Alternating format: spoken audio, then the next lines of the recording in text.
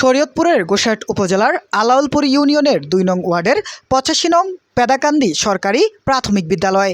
বিদ্যালয়টিতে পড়াশোনা করছে ১৩০ জন শিক্ষার্থী, কিন্তু বিদ্যালয়ে পৌঁছানোর শেষ ৩০০ মিটার পথই যেন তাদের জন্য সবচেয়ে বড় বাধা।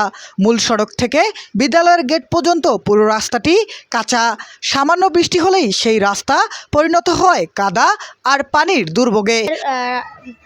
স্কুলের রাস্তাটি খুব কাদা, তাই আমাদের স্কুলে আসতে অনেক কষ্ট হয়।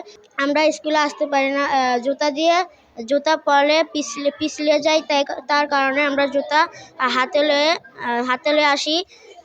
অনেক সময় পিছলে পরে জামা কাপড় ময়লা হয়ে যায়, তাই আবার বাড়িতে যেতে হয়। তাই আমাদের খুব কোমলমতি শিশুরা এক হাতে জুতা আর অন্য হাতে স্কুল ব্যাগ নিয়ে কাদা মারিয়ে বিদ্যালয়ে যায়। কেউ পিছলে পড়ে যাচ্ছে, কারো জামা কাপড় কাদায় নোংরা হচ্ছে, আবার কেউ কাদায় পড়ে বই খাতা ভিজিয়ে ফেলেছে। পরিস্থিতি এতটাই খারাপ যে কিছু শিক্ষার্থী বিদ্যালয়ে না গিয়ে বাধ্য হয়ে অনেক সময় বাড়ি ফিরে যায়। আমাদের এই বিদ্যালয়টির যে ভবনে দাঁড়িয়ে আছি, এটি নতুন ভবন।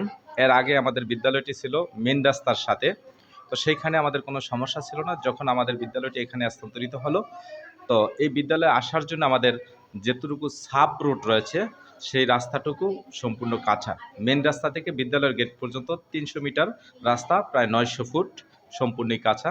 আমাদের এই ছোট ছোট শিক্ষার্থীরা বিদ্যালয়ে আসার ক্ষেত্রে এই কাদাযুক্ত রোড দিয়ে তাদের আসতে অনেক কষ্ট হয়।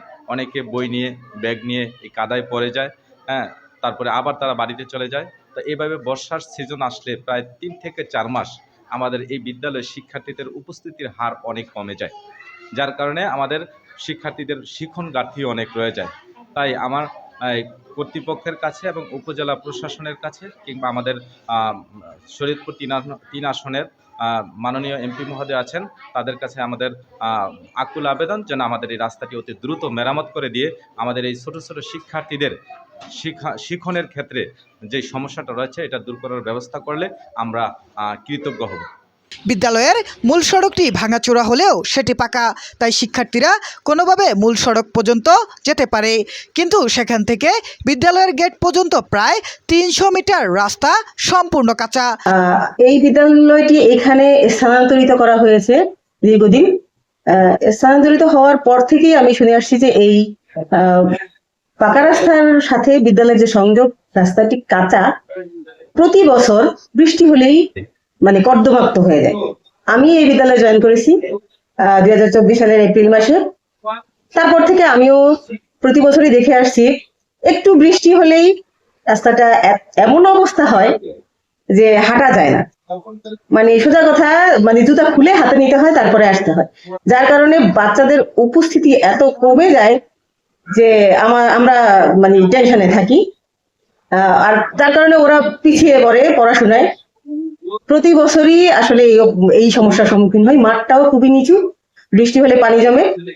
আর আমি দীর্ঘদিন যাবত আমি উপজেলা নির্বাহী অফিসারের কাছে গত জানুয়ারি মাসে, এই বছরই জানুয়ারি মাসে দরখাস্ত দিয়েছিলাম, এবং ইঞ্জিনিয়ার অফিস, বিভিন্ন অফিসেও দৌড়াদৌড়ি করেছি।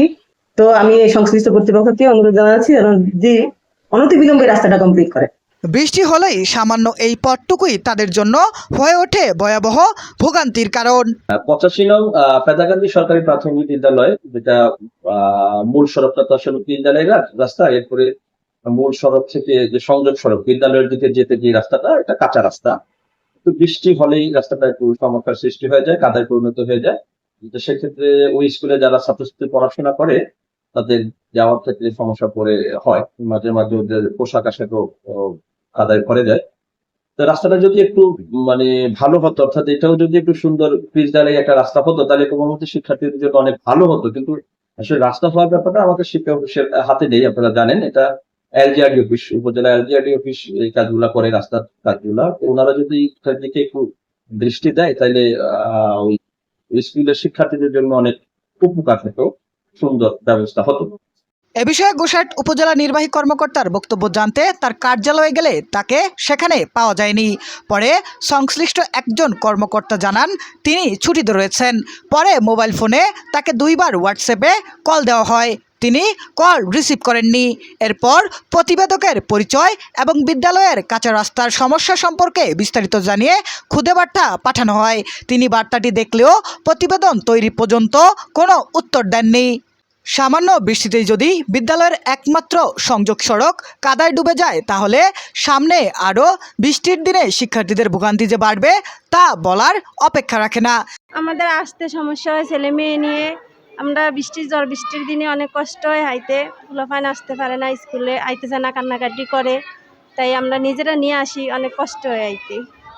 রাস্তাটায় এখন অনেক লোদ কাদা, তাই পোলাপান কান্নাকাটি করে, আসতে পারে না। এখন আমরা নিজেরাই অনেক কষ্ট করে নিয়ে আসি, কি করবো, পোলাপান কান্নাকাটি করে, এখন আসতেও তো হয়, কিছু করার তো নেই। সরকার যদি তাড়াতাড়ি আমাদের রাস্তাটা ঠিক করে দেয়, তাহলে আমাদের পোলাপাইনের লেখাপড়া অনেক সুবিধা হয় আসতে যেমন। তাই আগামী বর্ষা মৌসুম আসার আগে নয়, এখনই এই 300 মিটার রাস্তার স্থায়ী সমাধানের দাবি উঠেছে। কারণ এটি শুধু একটি রাস্তার সমস্যা নয়, এটি 130 জন শিশুর নিয়মিত বিদ্যালয়ে যাওয়া, তাদের শিক্ষা এবং ভবিষ্যতের সঙ্গে সরাসরি জড়িত। একটি সরকারি প্রাথমিক বিদ্যালয়ের 130 জন শিশুকে নিরাপদে স্কুলে পৌঁছানোর জন্য মাত্র 300 মিটার রাস্তা পাকা করতে আর কত বছর অপেক্ষা করতে হবে, এই প্রশ্নটাই এখন ঘুরপাক খাচ্ছে। আলামিন, নিউজ ডেস্ক, সে অলওয়েজ ট্রুথ, শরীয়তপুর।